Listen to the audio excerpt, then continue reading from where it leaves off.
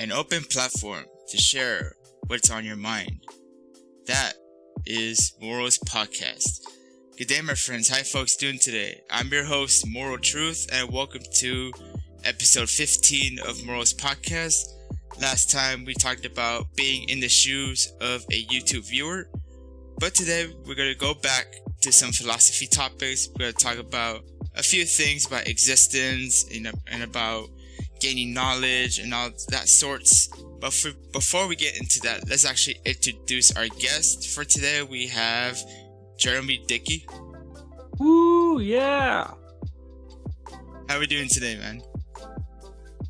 Pretty good. Excited to do my first podcast guesting. It's cool. That's awesome, man. That's awesome. I haven't done like a one-to-one podcast in a while, actually. I usually would do it with like 2 or 3 guests, but you're my only guest today. So lonely. It's all good. It's all good. Yeah. So yeah, how about tell us a bit about yourself? Tell us about the podcast that you host, and as well as anything else that you do, or anything that you like, your hobbies and such. Yeah, so the name's Jeromy Dickey, as you may know. I host the podcast with 1,000 Faces, which is half just 2 guys talking about like whatever comes up, and half of it's a D&D podcast. And I also like to have a couple like other things sprinkled in here and there. The host a blog at 2920fragments.com, which we might be talking about a little bit during this bit. And I'm also like I'm trying to get like a lot of projects off the ground. So I'm actually like writing a radio play right now and stuff. So I don't know. If you're interested in things I have to say, you might want to subscribe to the podcast and just like see so you can get updates on all the shenanigans I may or may not be getting up to. Oh yeah, all that stuff seems pretty interesting. All those links that Jeromy just mentioned, they will be in the show notes, and timestamps will be in the description in case if you'd like to jump into any specific topic or topics of your choice. So yeah, since you mentioned about your blog, tell us a little bit about the blog that you wanted to share when we actually get into the first topic. Like the specific article that I shared with you? Yeah, that one. So a while ago, I was taking a philosophy class in community college, and our midterm was to write about a paper about who I am, who we are. So of course, I decided to go overboard and write a complete framework for not how I am, but how every person in the entire universe is. My teacher absolutely loved it, and he basically thought I was like an actual genius for having written that. Now he was a little bit kooky, and I wouldn't give myself that much credit, but there you go. Yeah, Yeah. The paper itself was a lot about just like how we develop as people, saying that like we all start with a common core, and how the way that every person develops is that sort of every interaction, every memory is sort of just like another veil around that core, and that sort of veil around it and the core is our personality, which we use to perceive and try to understand it. I'm sure there will be a link in the description to the actual paper so that you can get like a better understanding of what I was talking about. But that's the gist of it. Yeah, that'll be in the description as well in the show notes, of course. Yeah, sometimes, when we get into philosophy, sometimes we get a little too carried away and we go like really deeply as to what the real questions are. And then sometimes you just get a little too deep, and then suddenly you just sounds like you're babbling to everyone else. Yeah, like, oh, how did I get this far? Oh, snap. But yeah, we'll talk a little bit more later about how we obtain knowledge and all that sort. But let's actually start with the first topic, which is, what does it mean to exist? And every conversation about what it does it mean to exist more or less has to start with, I think, therefore I am. So Yeah, Rene starts that. Descartes. Yeah. Like the best answer I can just come up with right now for what does it mean to exist is that like think therefore I am. And if you can interact with something, if we agree that we exist, then anything we can interact with, therefore, has to exist, unless we're insane and we just think it is, but then still exists in our minds, sort of. But like, I guess that means that anything we can't interact with is just means that it doesn't exist, sort of. Right, right. Actually, agree with that quote. Like, if you can actually hold a conversation with somebody, you can actually interact with things. You can like take in what you perceive.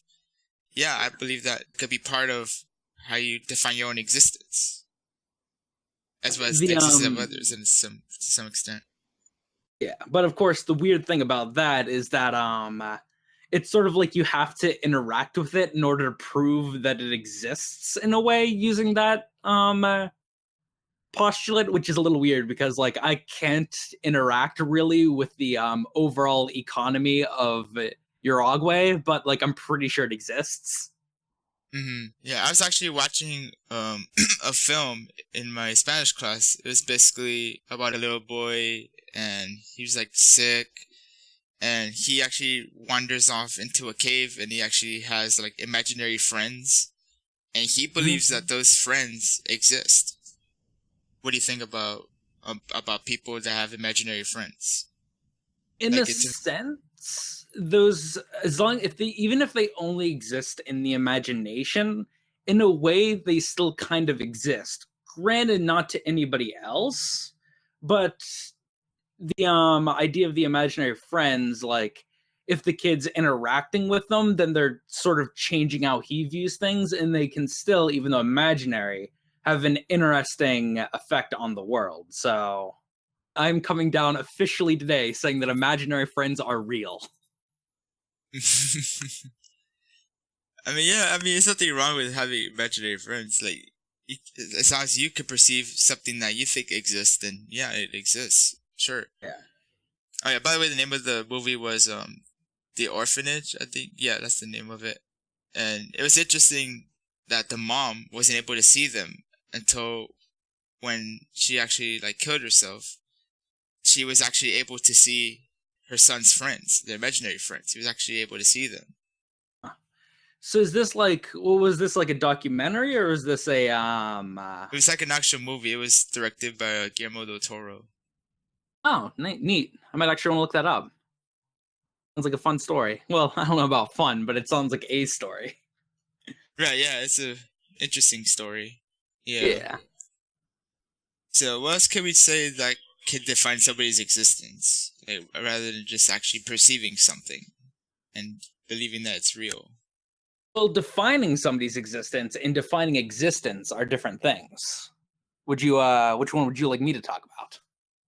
Either or is fine. We can talk about Yeah. both. Yeah.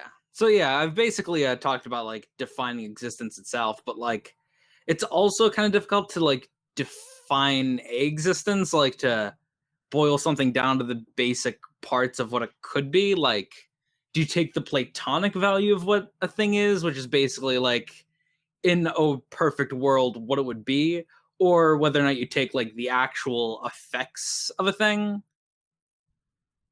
I don't know if Right, you're right. to define something like honesty, like the Platonic version of it is Yeah, perfect. maybe But not define, but I didn't think that was the right term to use. I think maybe, like, what would you believe that would classify something as something that is not like defined? Because if it's like a definition, then it has to apply to everybody. Like, oh, if this is this and that and that, then oh, therefore it exists. yeah, That sounds like a universal thing, but it could depend on the person how they perceive something. I don't know. Existence. I don't really know what else to say on the topic. I'll just be honest. I mean, no worries, it's Exist. fine. Yeah. Yeah, I think you talk about a bit more about empiricism on the blog, so we can actually move on to empiricism and rationalism for the next topic. Because on the blog you you gave an example about a baby. It gains knowledge based on its sense experiences. Did you want to talk about a bit about that? Yeah, sure. So in that thing, I was basically talking about like specific part of our core and whatnot when I start talking about this, but that's a little less important for this specific conversation about empiricism. So like there's the idea of playing peekaboo where you cover your eyes in front of a baby and the baby starts to panic because it doesn't have object permanence. So it thinks you're dead. So then whenever you remove your hands and go peekaboo and then you're there and then it's all excited and everyone's excited and oh man, from the dead in the eyes of the child. And I think that says kind of an interesting thing about empiricism itself. The child doesn't have object permanence. So, according to only its perception and what it's able to rationalize, and even what it's able to rationalize in its mind, is that the mother is functionally dead for a while, even though that's like truth. So there's sort of a thing that like our own limitations will also paint describing the world in a way. Yeah, I see what you're saying. I see. Um, yeah, I was trying to understand more about the peekaboo example. Peekaboo is just whenever you cover your eyes in front of a kid and then you will cover your whole face. And then the kid just is like, oh no, where'd you go? Because it doesn't have object permanence. And then you pop out again. Yeah. Yeah, Yeah.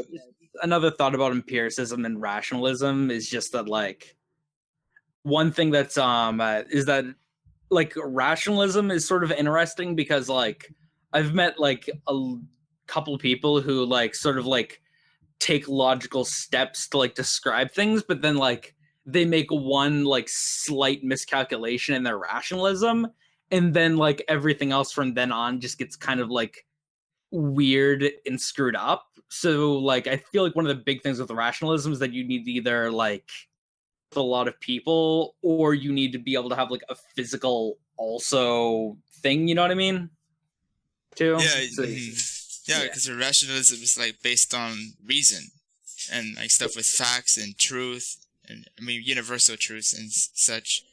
I feel like it's like a bit more flawed because everything that comes out of your knowledge of rationalism sense has to be true or yeah. maybe the Like case. like the one joke where it's like, oh, you have to make sure not to lose your pen when you go to school because if you lose your pen, you won't be able to make notes, and if you aren't able to make notes, you'll fail your class. If you fail your class, you'll be homeless. If you're homeless, like, Oh and it god. just goes back to like, oh, you're homeless if you lose your pen, but like every step along the way is like not necessarily true. But like Yeah. in a lot of like less silly ways, stuff like that can happen. So I don't know. Yeah, that's pretty funny because that's actually kind of stuff similar when I'm learning in my current philosophy's course. Is called logic in practice. You basically learn about different kinds of arguments and how you identify an argument and such. So yeah, that's pretty funny. Yeah. Yeah, I feel like with empiricism, it's like a bit easier, like I mean, you can't necessarily be wrong. I mean, then again, you might perceive something that may not be true compared to like something that assuming is actually true, but it may not be or may not be the case. Yeah, like now that I'm thinking about it, like in a way, rationalism is sort of like developing a hypothesis, and empiricism's a lot like creating a study because the study will allow you to see it like to like actual empirically see what's going on instead of just rationalizing with the hypothesis. Yeah. So, but then again, like with a lot of experiments, I'm sure we all know that like they're easy to screw up too. So yeah, like that's kind of like an interesting thing about like both the flaws of empiricism and rationalism, and a lot of science really is just trying to make empiricism more absolute. Yeah, I agree. There could be like, a bit of flaws with empiricism too. Like you say that, oh, I experienced this, but that may not exactly be what happened. You know, you might not remember 100% what happened in the past from your experience. Yeah, definitely. Yeah, but Like there's going back. Sorry, go ahead. and bring up like, and one of the things is that like eyewitness testimony in courts are like the least reliable thing ever. So like in a way, if you're focusing only with your own perception, then in court it's like the most admissible thing you could possibly do is just be like, oh well, I saw it, so it's true. Yeah, I see what you mean. Yeah, it might not be exactly what you saw. Like, that's just like assumption, or it could be some sort of hypothesis. Exactly. Yeah, going back into the baby example, like I was reading something about the tabula rasa, where basically your mind is a blank slate, and then once you start to experience stuff, then you gain that knowledge. Yeah. Like that's yeah, like in a lot of ways the paper that I showed you that we've been talking about, like a lot of that is very tabula rasa because they're like what written is that the core of our being is more or less defined by the very act of our birth, and that would be like the first thing written on the slate, so it's the most like effective thing. But I don't know, I feel like there's still a lot to be said for and stuff because like another example with a baby is that if you just like touch it with like your knuckle or something, it'll start sucking on it because like evolutionary it's taught to think that any like nipple like object that touches its cheek it's supposed to suck on. So And that's how breastfeeding exists. Yeah. yeah, covering all the important philosophical topics today, like empiricism, what it means to exist, and the origins of breastfeeding. Oh yeah. Yeah, but I was thinking about how does like a baby gain knowledge in a sense of rationalism? That's what kind of I was thinking. Because I'm not sure like if a baby could like comprehend facts and such at such a young age. I mean, it takes a while to actually develop the knowledge where you can think about, oh yeah, I am this, and oh, what are these things, and what do I think is right and wrong? You know, what is morally correct? Yeah. It's been a while since I've been a baby, so a lot of this is going to be rationalism as opposed to empiricism. But like I feel like it kind of has to start with like just like as soon as they start like moving their hands around, then they start like probably getting a sense of like a this then that. And everything probably develops from that because like once you get a sense of cause and effect in one way, then very slowly they can start thinking of cause and effect in other ways. Like that could just be like the seed that sprouts all the other rationalism it eventually gets. Yeah.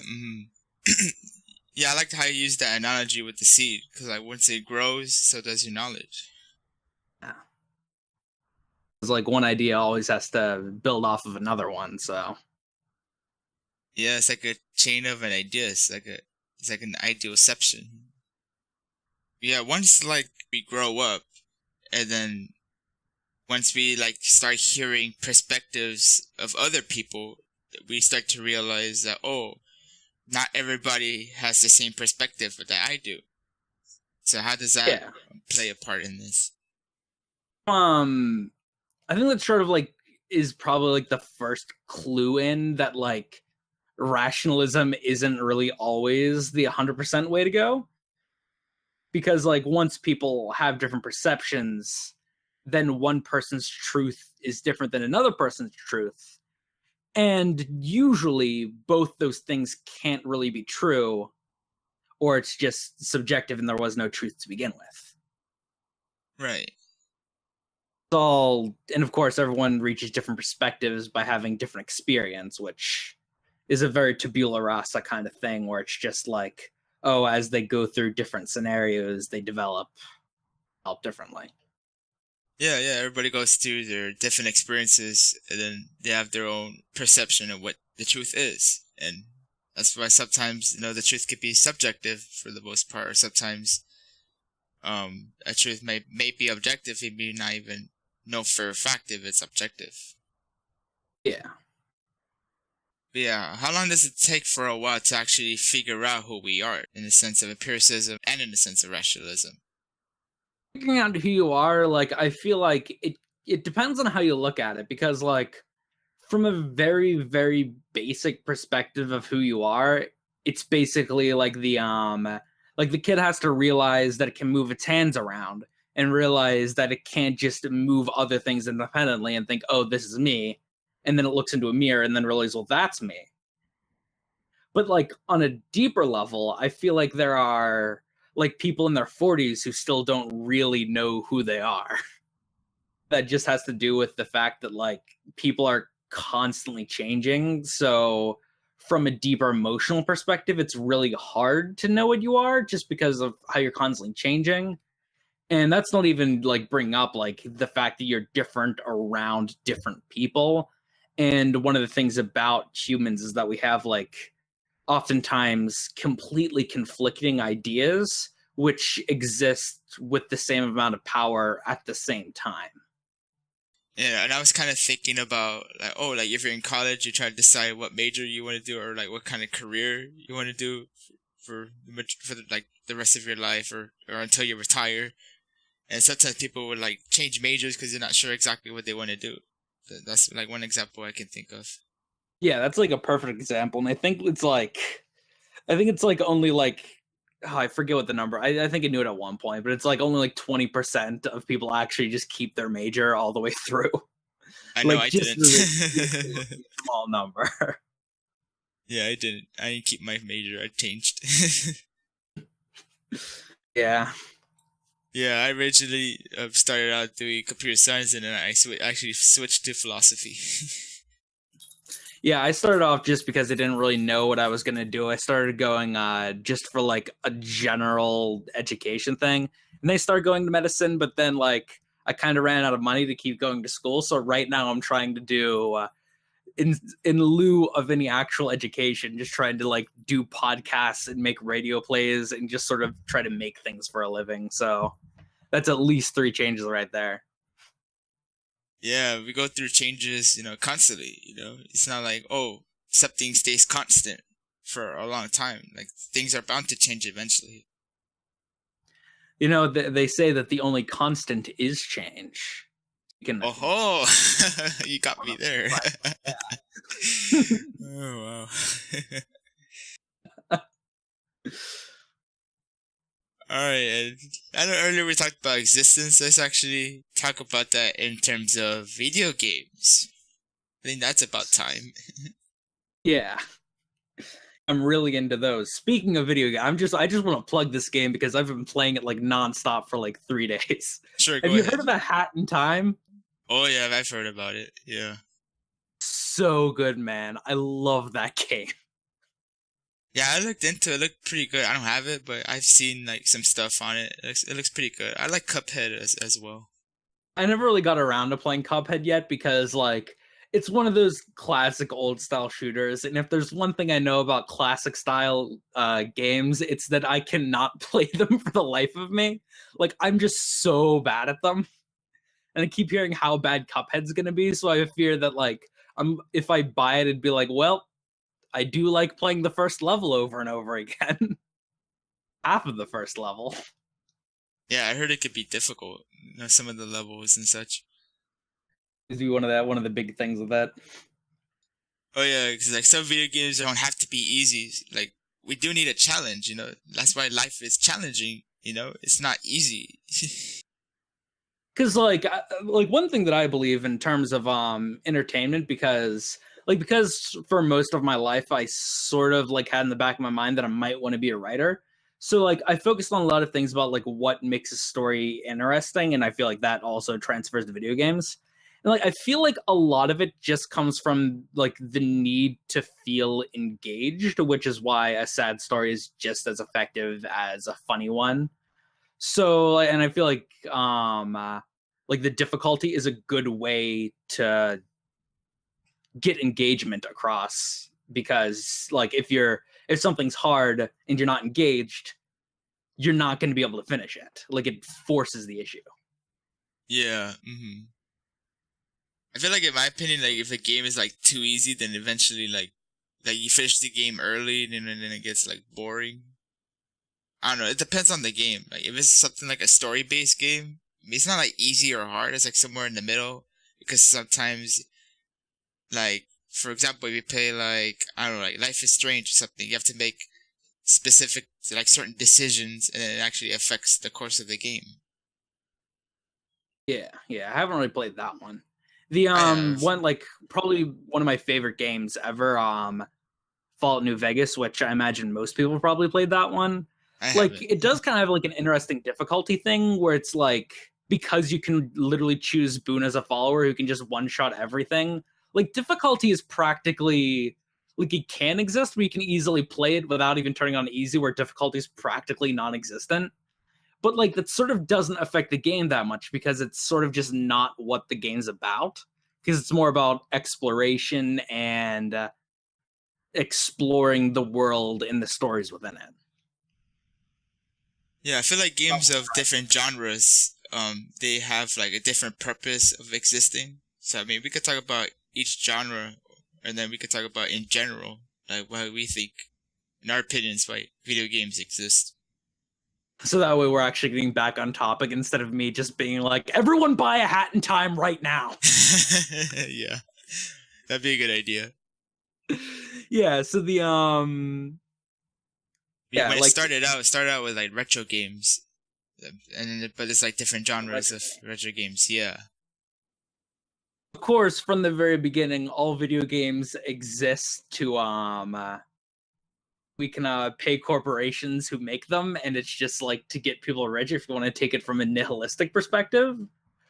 But like, I don't know, if we're gonna start from they originally existed as toys and were considered as toys before they were really able to be respected as a medium, which is fair because for a while the only real recognizable games we had are Pac-Man and Pong.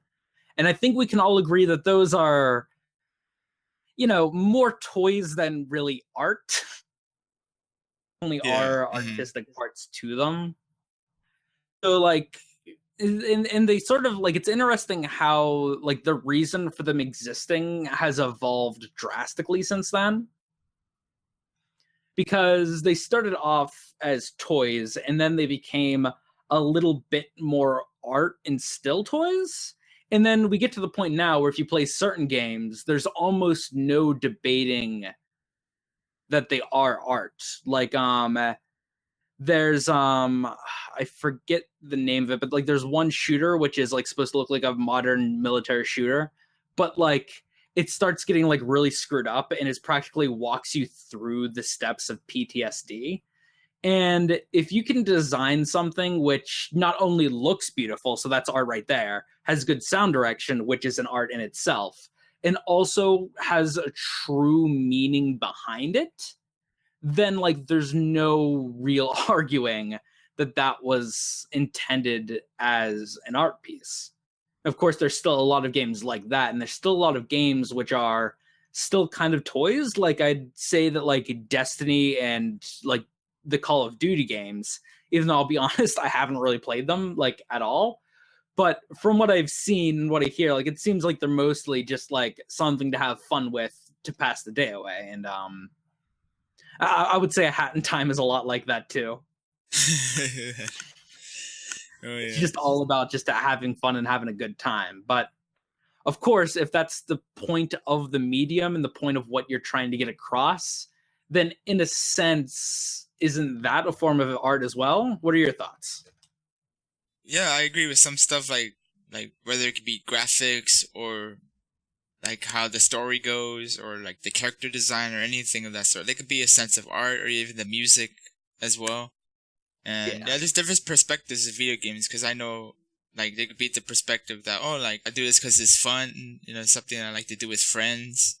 And then there's like another perspective that, oh, like it's just a distraction or something, or like, oh, like if you play games like Call of Duty or Grand Theft Auto or any of those games, it might induce somebody to commit a mass shooting or something. What are your thoughts on that? Yeah, those always bother me, the whole like idea of like video games like giving way to violence, which See, it's not that I think that it's completely, that I don't think it's 100% untrue. I feel like there's probably some truth in that. But if you're saying that like it's video games causing violence, but you're not also saying movies aren't, then like it's a little, I don't appreciate that, because like if you walk into any movie, like someone's getting shot. Like that's a fact. Yeah, it depends on the movie. Like of course there are like examples of ones where it's not, but like I've been watching Star Trek a lot lately, and they'll have like whole episodes where not a single punch is thrown, not a single phaser is shot.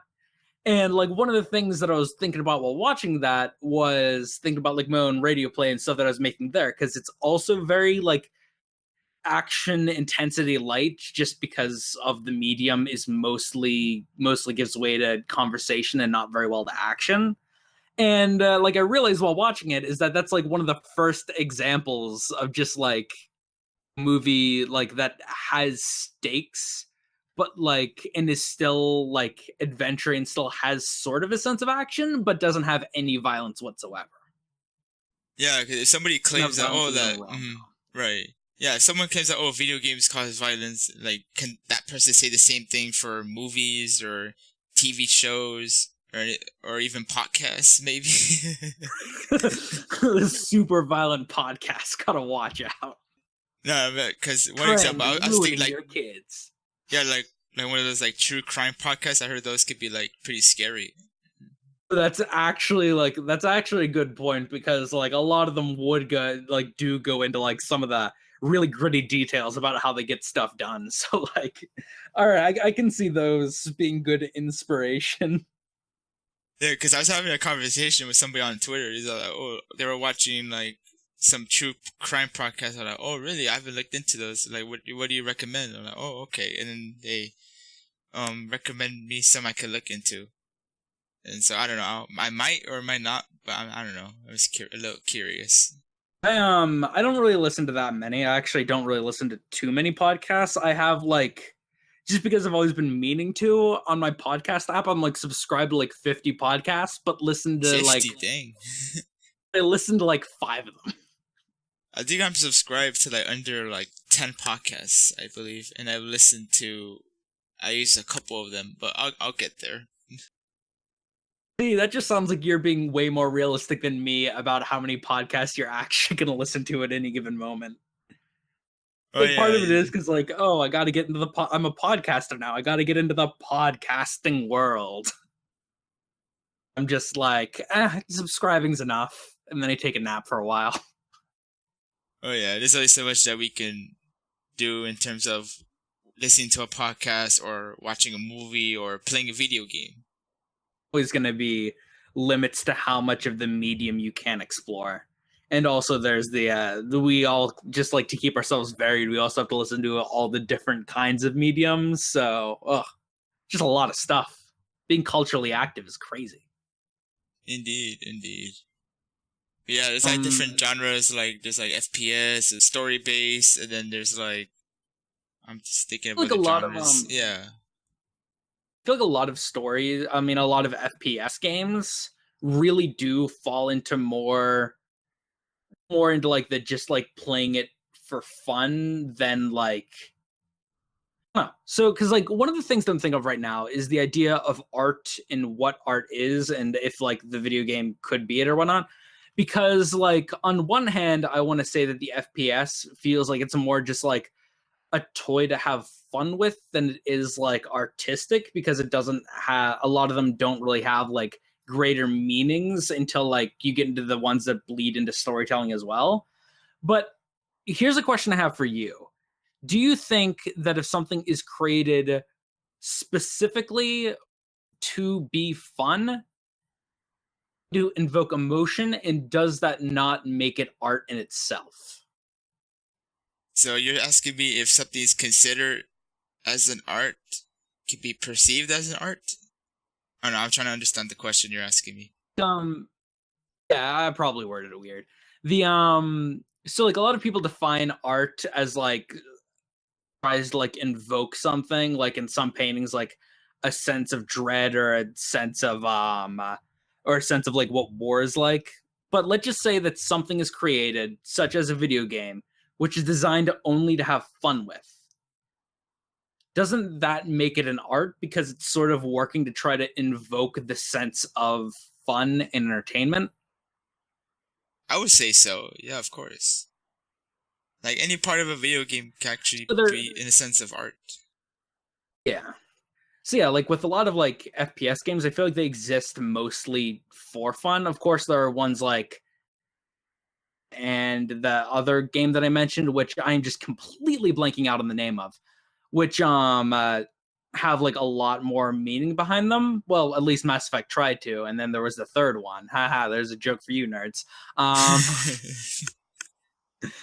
But yeah, and then like story ones, like usually those can try to like explore a much deeper idea because, and of course, it depends on some of them, and some of them aren't really very good at it.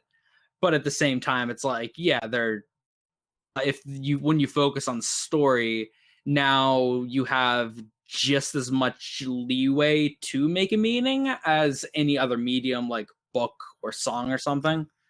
But this actually reminds me of another thing is that video games sort of have the potential that no other mediums do in a way because in a book you can you read what's happening and the book gives you ideas and either the book leaves you to answer those questions yourself or the book answers the questions for you.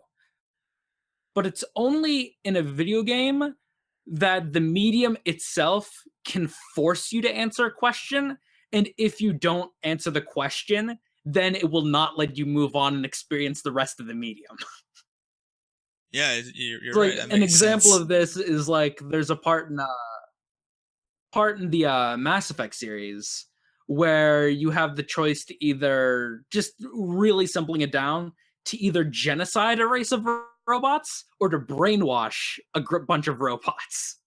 And like the question is which is the right thing to do. And yeah, like you either have to destroy the robots or brainwash them. There's no getting around that. So it's like a lot of interesting questions about free will, even the value of an AI's mental rights versus a human's mental rights.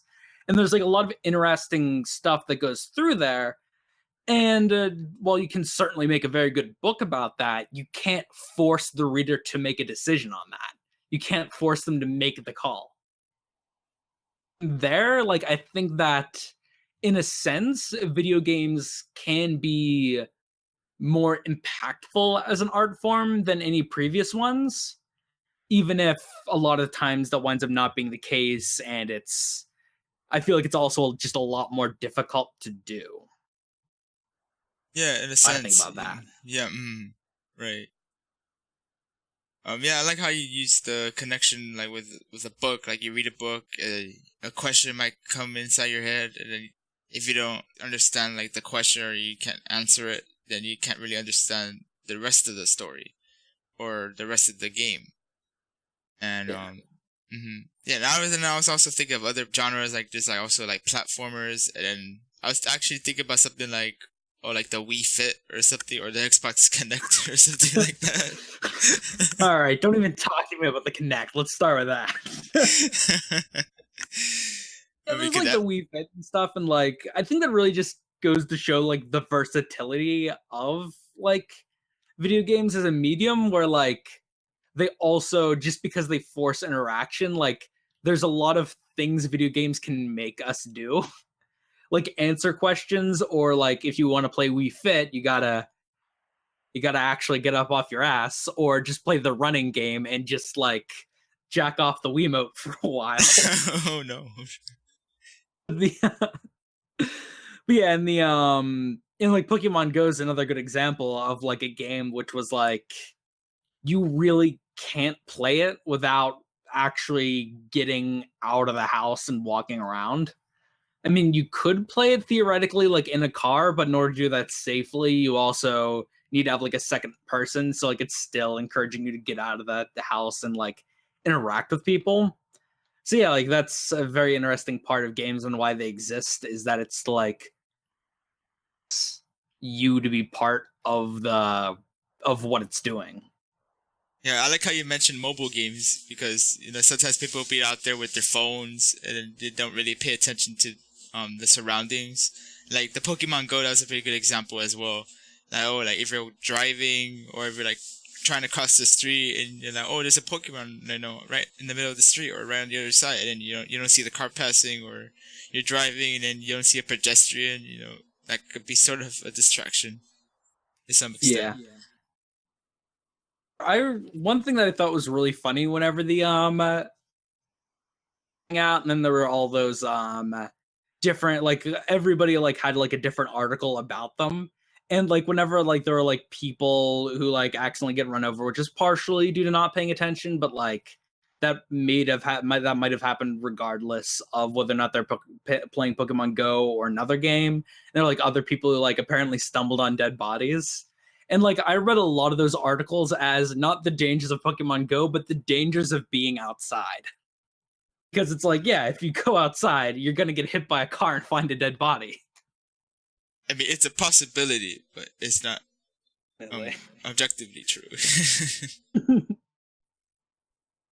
Outside is scary, man. There's like bears and stuff. I'm not doing it. I mean, nothing could be scarier than true crime podcasts. I mean, I guess. The minds of our children. Find out more at 11. Anything else you wanted to talk about the existence of video games before we get into final thoughts? Nothing about video games per se. That, other than Buy Hat in Time.